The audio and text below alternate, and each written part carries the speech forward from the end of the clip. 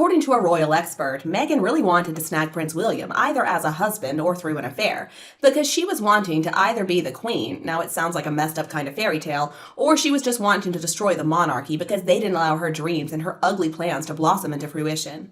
Ms. Diana explains, "I do not state this lightly. For her to become the Princess of Wales would have, in her deluded mind, set her up for a life of adulation a la Diana."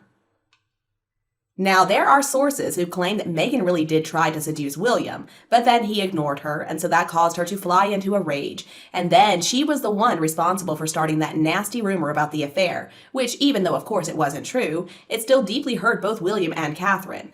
Now, Catherine, of course, is the real and the only Princess of Wales. Meghan thought that she would just try to engage in some blackmail to hang over Prince William's head, but lucky for him, he had the most amazing wife, and also, what intelligent man would ruin what they have? So basically, she took Harry as a sloppy second. Meghan apparently was not really attracted to him, but she was so in love with this idea of titles that he could give her. Meghan's goal is to conquer and climb up as far as the social food chain as she can, and tragically, Harry has permitted her to do exactly that. Everybody knows who Harry is, thanks to Diana and her early death, and this meant instant recognition, and she believed instant fame. Apparently Meghan is so divorced from reality that she really believed the most popular son was going to be titled the next Prince of Wales. And this is a woman who was unable to pass the British citizenship test, so obviously she did not know there is a line of succession to determine the order of who's going to move up to the next position and who is going to decline in the rankings. Obviously, Meghan was just after a title, she was after money, and she was after privilege. That's it. And the fact that Harry turned out to have a certain streak in him was just an added bonus. In some ways, they do seem like a very good team, and they're probably codependent. But anyway, it does look like they work well together on their horrible schemes. Meghan clearly did not understand what it meant to be a member of the British royal family. See, in Britain, the royal family does a lot of real work, and that clearly is something Meghan was not interested in. Maybe she would have done better if she set in her sights a dictator with some very poor subjects and wealth in mineral deposits. Perhaps then she could have lived out her dreams of handing out subsistence rations to the malnourished, while she's up there dressed in designer clothing. Actually, I think she's much more of an Eva or a Melda than a Diana.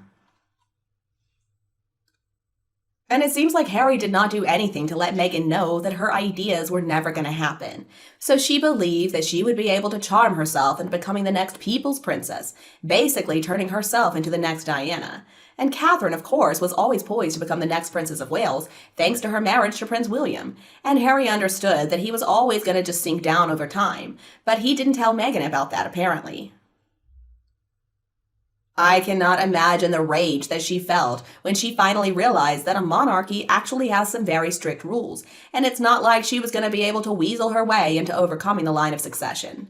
Apparently, Meghan did actually say one time that she was one plane crash away from becoming the next queen. How sick! Now, if she were to say that now, I think that she could rightly be accused of treason. Meghan is wanting access to all of the luxury, all the money, the jewelry, the clothes, and the fame that comes along with being the Princess of Wales. Being a queen looked so good to this woman who is obsessed with fame.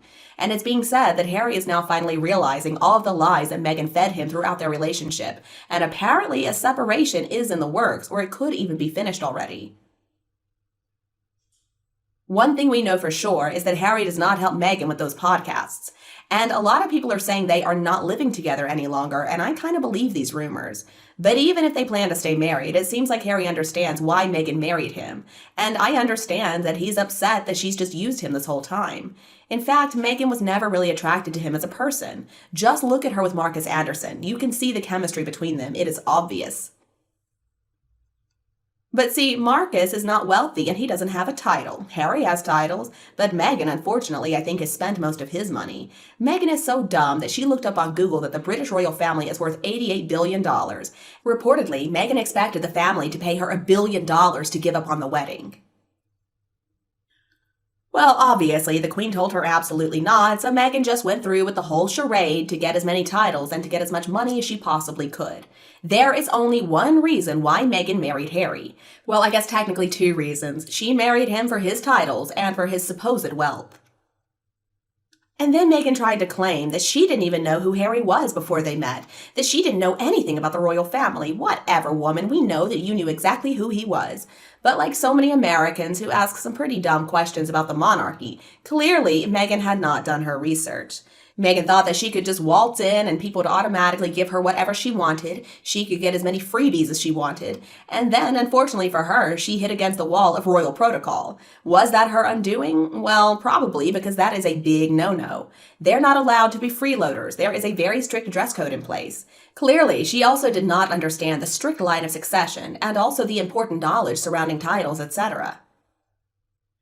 She just figured that once she was married to Harry, all the diamonds, all the castles, and all the tiaras would be hers, and also that she was automatically going to get billions of dollars. Clearly, Meghan was blinded by her own greed, and once she came to understand that's not how things work, well, she just figured she would leave. They needed to head up Hollywood. Meghan believed that she would be an automatic superstar. Well, sad for Meghan because she quickly realized that no one was interested in her in Hollywood.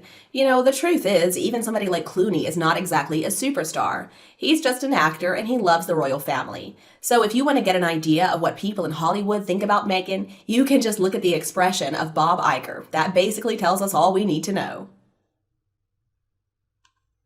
Or it could be that Meghan actually did know and understand a lot more about the royal family than most people give her credit for understanding. Just in her most exaggerated, narcissistic head, Meghan did not think about the rules. She thought that they would not apply to her. Meghan figured that she could just defy all odds and she was able to redefine the royal system. Now, I'm not sure that Meghan doesn't still believe she's on this path to running the whole show before she's done. Could be that she just sees this as a temporary detour.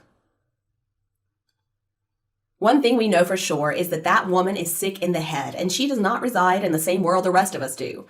And that is evidenced by all of the strange behavior of leaving the royal family and all of this weird nonsense about the fake pregnancies and the invisible children that she and Harry have been pushing on the line of succession, and also demanding that these invisible kids get prince and princess titles.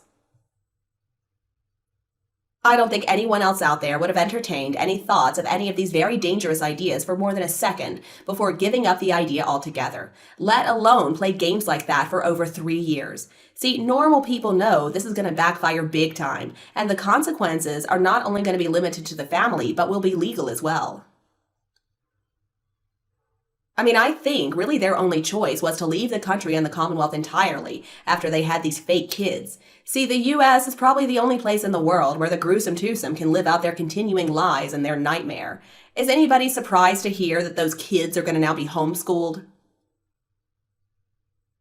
But see, I know a bit about the US education system, so sooner or later, Meghan is going to have to prove that these kids are being educated, and she's going to have to report to the Department of Education.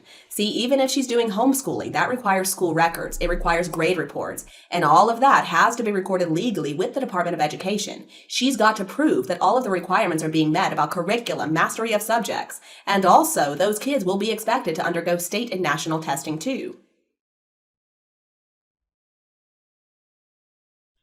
Now, since Archie was not born in the US, and so I assume he's probably not an American citizen, maybe Meghan will have a little freedom. But Lilibet, yeah, her name was splashed all over the newspapers. So we expect that she is a US citizen, and somebody is going to come looking for her no later than the first grade, and probably before that.